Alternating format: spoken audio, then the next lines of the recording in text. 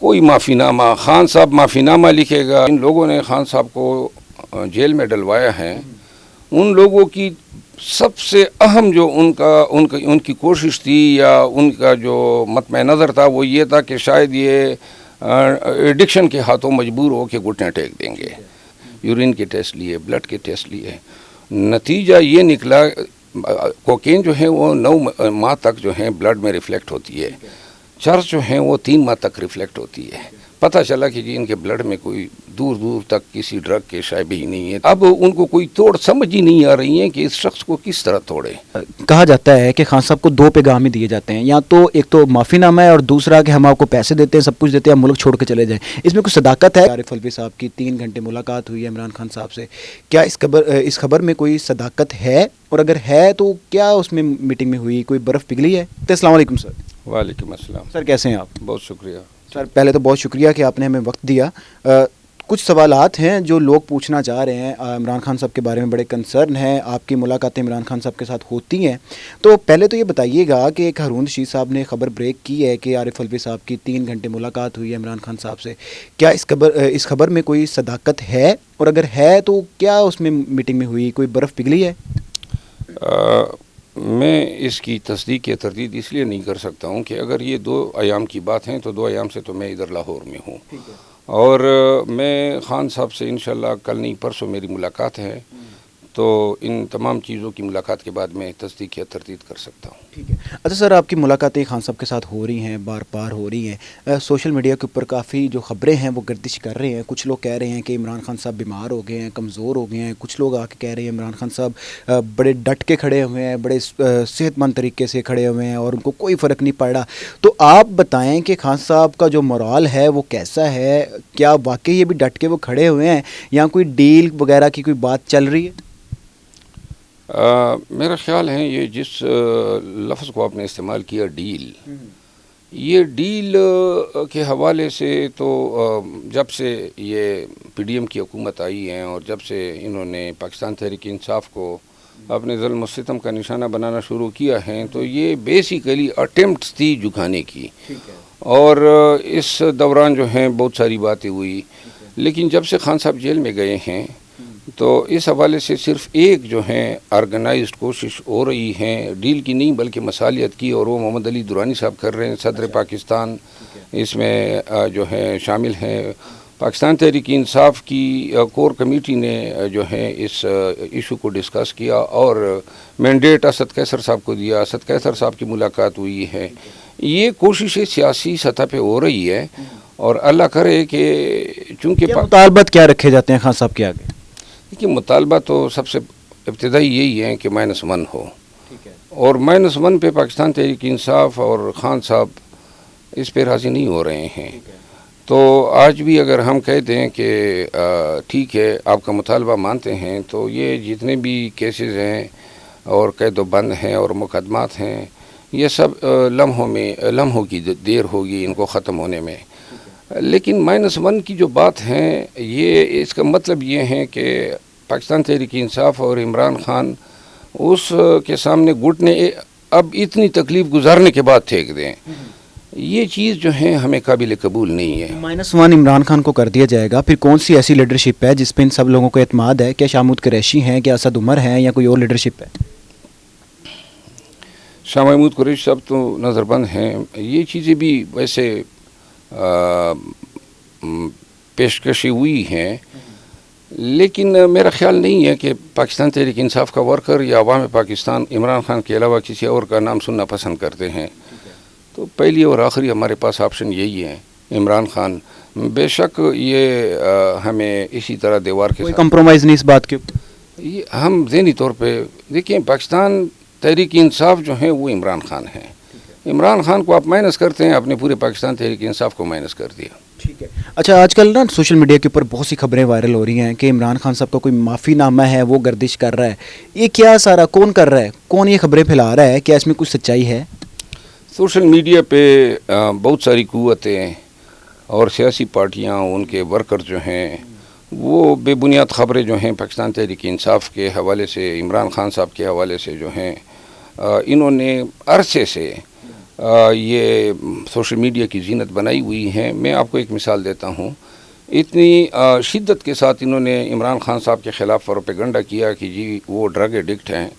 اور آپ کو میں بتا دوں کہ جن لوگوں نے خان صاحب کو جیل میں ڈلوایا ہے ان لوگوں کی سب سے اہم جو ان کی کوشش تھی یا ان کا جو مطمع نظر تھا وہ یہ تھا کہ شاید یہ ایڈکشن کے ہاتھوں مجبور ہو کے گھٹنے ٹیک دیں گے.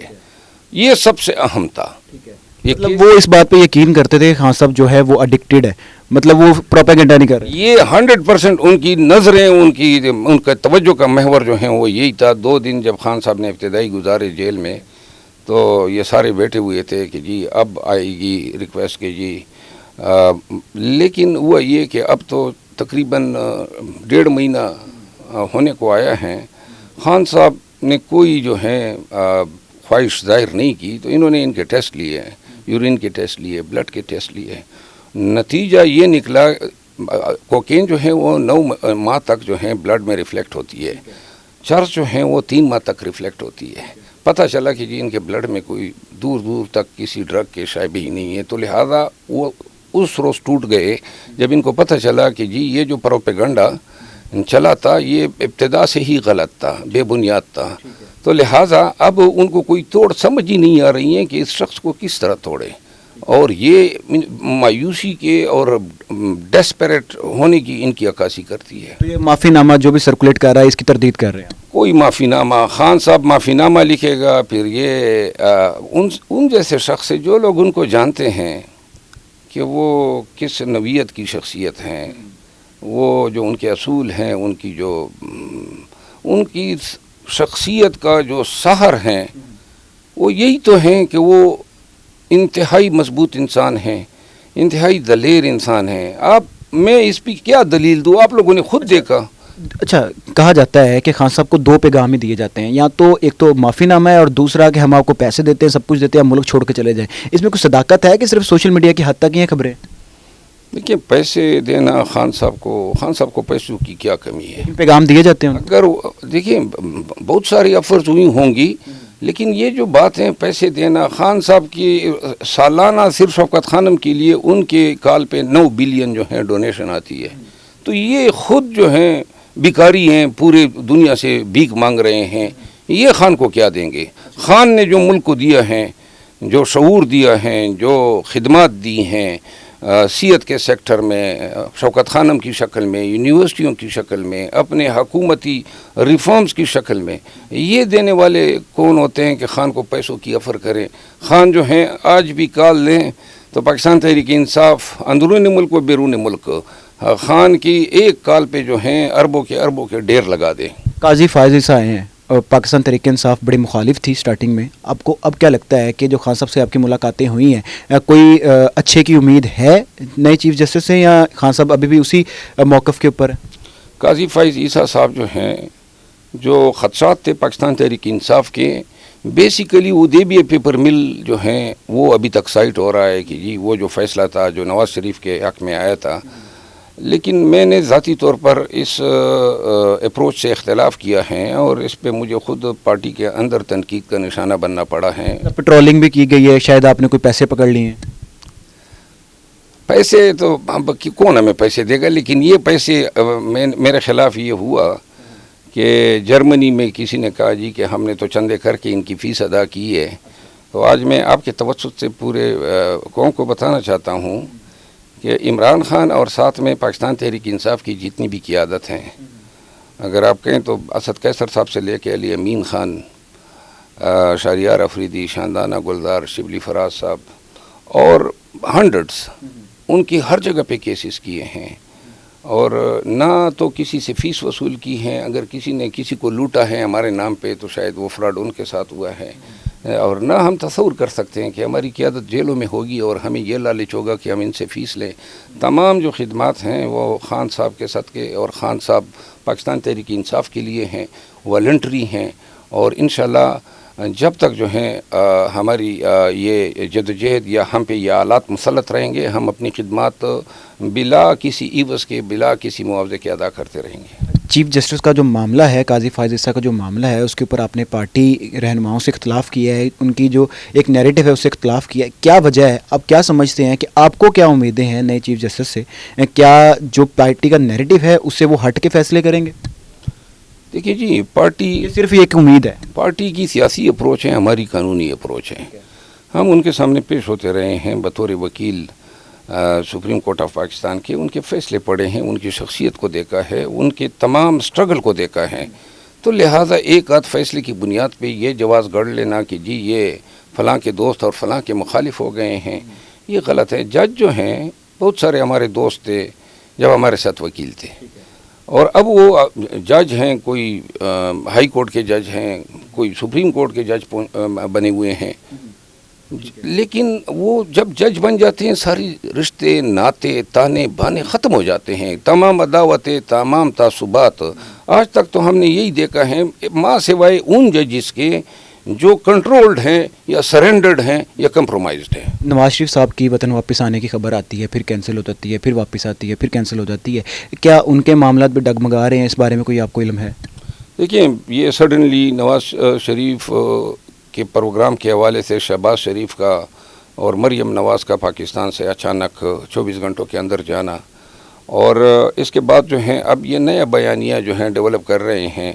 بیسیکلی وہ چاہتے ہیں کہ نواز شریف کو لے آئے اور تیار مسند وزارت عظمیٰ پہ ان کو فائز کر دیں. اب یہ کام جو ہیں، اگر پاکستان میں بہت سارے لوگ اپنے آپ کو بڑے ہی مقتدر اور طاقتور سمجھتے ہیں کہ کچھ بھی کر سکتے ہیں، لیکن یہ اتنی تمام ڈر و خوف اور فسائیت کے باوجود آج تک تحریک انصاف کا بال بیکا نہیں کر سکے ہیں. تحریک انصاف کڑی ہیں، مضبوط ہیں، مستحکم ہیں. خان صاحب جیل میں بھی ہیں تو چٹان کی طرح کڑے ہیں. تو لہذا جو لوگ وعدے وعید کرتے تھے کہ ہم نواز شریف کا، ہم نے سارے بائی الیکشن ان کے دور حکومت میں کنٹیسٹ کیا اور سب ہم جیتے ہیں، سب ایک طرف تھے. تو لہٰذا یہ کہنا اور یہی چیز یہ بیانیہ ڈیولپ کر رہے ہیں، کیونکہ یہ زیر عطاب ہے تو الیکٹیبلز کو کہہ رہے ہیں، طاقتوروں کو کہہ رہے ہیں آئیں ہماری صفوں میں شامل ہو جائیں، تمام ان کے صفوں میں شامل ہو جائیں. ہمارے صفوں میں عوام ہیں. تو لہذا نواز شریف جو ہیں وہ بغیر عوام کے، بغیر ووٹرز کے وزیر اعظم بننے کے خواب دیکھ رہا ہے. اور مجھے ذاتی طور پر میں بار بار یہ کہہ چکا ہوں کہ یہ نون کی قیادت جو ہیں اور جو لیڈر ہیں نواز شریف، اپنی بزدلی کے ہاتھوں ہر وقت بھاگ جاتا ہے، کبھی ایک ملک کبھی دوسرا ملک. قیادت اس میں کوئی دلیری ہوتی، کوئی جرت ہوتی، اور یہ کوئی اسٹیٹمنٹ ہوتا. اس کا کیا نظریہ ہے؟ نہیں اس کی کوئی تعلیم ہے، نہیں اس نے آج تک پاکستان کو کوئی سیاسی فلسفہ دیا ہے. کہتے ہیں ہم نے ایٹمی طاقت بنایا پاکستان، ایٹمی طاقت واٹر ویز دی ہیں. یہ اس کو پتہ ہی نہیں ہے کہ ایٹمی طاقت کیا ہوتی ہے. ایٹامک پروگرام کس نے شروع کیا؟